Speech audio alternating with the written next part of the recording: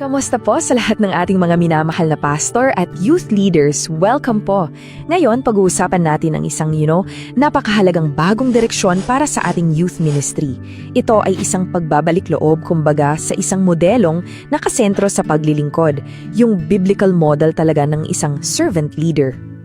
At lahat ng ito, nagsisimula po dito, sa mismong salita ng Diyos. Diba? Ito yung puso ng lahat ng pagbabago. Isang paalala na ang tunay na greatness sa kingdom ni Lord, hindi yan nakikita sa taas ng posisyon, kundi sa lalim ng paglilingkod. At ito ang magiging guide natin, ang ating pundasyon sa lahat-lahat ng ating gagawin moving forward. So para po malinaw na malinaw sa lahat, heto po yung pinaka-core ng mensahe natin. Ang bida, ang sentro ng ating ministry ay walang iba, kundi ang bawat isang lokal na simbahan. Hindi po ang district, hindi rin ang section, kundi kayo, ang inyong simbahan. Kayo po ang frontliner. Okay, so para mas maintindihan natin to, may isang fundamental truth na kailangan nating yakapin. Ito yung magiging gabay sa bago nating pananaw, sa pagbabago ng ating mindset. Pag-usapan natin tong konsepto ng scaffolding. Isipin niyo po, pag may ginagawang building, di ba, may scaffolding, napaka-importante niyan. Pero, pansamantala lang yan. Ang trabaho lang yan ay suportahan yung itinatayong gusali. At pag matatag na yung building, anong ginagawa? Tinatanggal ang scaffolding. At ang naiwan ay yung magandang gusali. Yung gusali, yan ang local church. Kami sa district at section, kami po yung scaffolding. So anong itsura nito sa totoong buhay? Paano nito binabago yung dating sistema? Tingnan natin, kasi hindi lang to basta pagbabago ng organizational chart ito ay pagbabago mismo ng puso at isipan natin. Dito, kitang-kita po natin yung laki ng pinagkaiba. Kung dati, ang district ang sentro na parang humihingi ng allegiance, ngayon, binaliktad na natin. Tayo na ang nag-aalok ng serbisyo. Hindi na tayo yung may hawak ng authority, kundi tayo yung nag-aalok ng resources para sa inyo. It's a total flip. So ito na po yung bagong-bago nating definition ng success. Bilang mga district at section leaders, ang tagumpay natin ay hindi na nasusukat sa laki ng event natin o sa dami ng attendees. Ang tagumpay natin ay nakikita sa paglago at pagtatagumpay ng bawat lokal na simbahan na pinaglilingkuran natin. Yun lang. Okay, gawin nating mas practical. Let's bring it down to the ground. Ano ba talaga ang epekto nito sa pang-araw-araw na ministry sa simbahan ninyo? Paano kayo, pastor at kayo, youth leader, direktang makikinabang dito? Ito yung tatlong konkretong pagbabago. Number 1, ang simbahan nyo na ang magiging venue. Kayo na ang bida. Pangalawa, yung relationship natin, it's all about service. At pangatlo, tutulungan namin kayo na maging financially sustainable para hindi na laging umaasa sa labas. Imagine niyo po yung proseso. Magsisimula lahat sa pangarap ninyo, sa vision ng local church ninyo. Tapos, doon kami papasok sa district para i-provide lahat ng support, training, logistics, lahat. At sa dulo, ang spotlight, yung karangalan, ay mapupunta sa inyong ministeryo. Ang ganda, di ba? Saglit lang, pag-isipan natin to.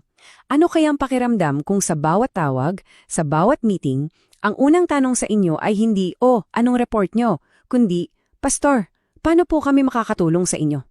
Ibang-iba, di ba? Yan po yung puso ng pagbabagong ito. Sige, tignan pa natin kung paano to magbabago sa day-to-day interactions natin. Ito yung mga bagay na mapapansin na talagang mararamdaman ninyo mula sa inyong mga district at section teams. Kitang-kita, di ba?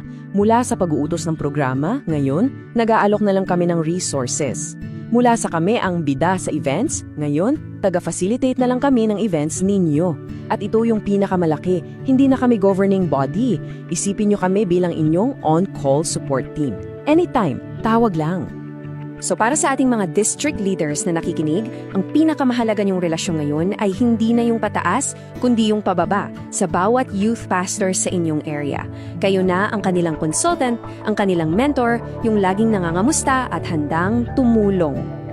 At sa huli, let's zoom out. Bakit natin ginagawa ang lahat nito? Ano ba yung long-term vision? Kasi naniniwala tayo na ito yung paraan para makabuo ng isang kilusan. Isang youth movement na mas matatag, mas buhay, at tatagal para sa mga susunod na henerasyon. So bakit ito effective? Una, dahil binabalik nito yung loyalty sa tamang lugar, sa local church. Kasi doon naman talaga nangyayari ang totoong discipleship, di ba? At simple lang ang logic. Pag matibay ang bawat local church, matibay ang buong PGCAG. Pangalawa, lumilikha ito ng longevity. Hindi na tayo aasa sa hype o sa peak experience ng isang malaking event. Instead, nagbibuild tayo ng mga ministry na may sariling ugat, may sariling lakas, at kayang tumayo sa sarili nilang mga paa for the long run. At ito, napakaganda. Pinapakawalan nito ang inyong creativity. Mga pastors, mga youth leaders, naniniwala kami na kayo ang mas nakakaalam kung anong kailangan sa inyong community. Binibigyan namin kayo ng kalayaan at tiwala na gumawa ng ministry na unique at talagang tumutugon sa tawag ng Diyos sa inyong lugar. Kaya ito ang aming commitment, ang aming promise sa inyo. Ang aming layunin ay napakasimple. Ang maglingkod kami para kayo, bawat lokal na simbahan ay magtagumpay sa inyong misyon. So yung future ng ating youth movement, hindi yan itatayo sa national office. Itatayo yan sa bawat barangay, sa bawat bayan, sa bawat lokal na simbahan ng bawat isa sa inyo. Nasa inyong mga kamay ang pagkakataon at isang malaking pribilegyo para sa amin na maging katuwang ninyo. Ito po ang aming panata sa inyo. Kami sa PGCAG National Youth Department ay buong pusong nakatuon sa paglilingkod sa bawat lokal na simbahan. Magkaisa po tayo, magtulungan tayo sa pagtatayo ng kaharian ng ating Diyos. Maraming salamat po at God bless us all.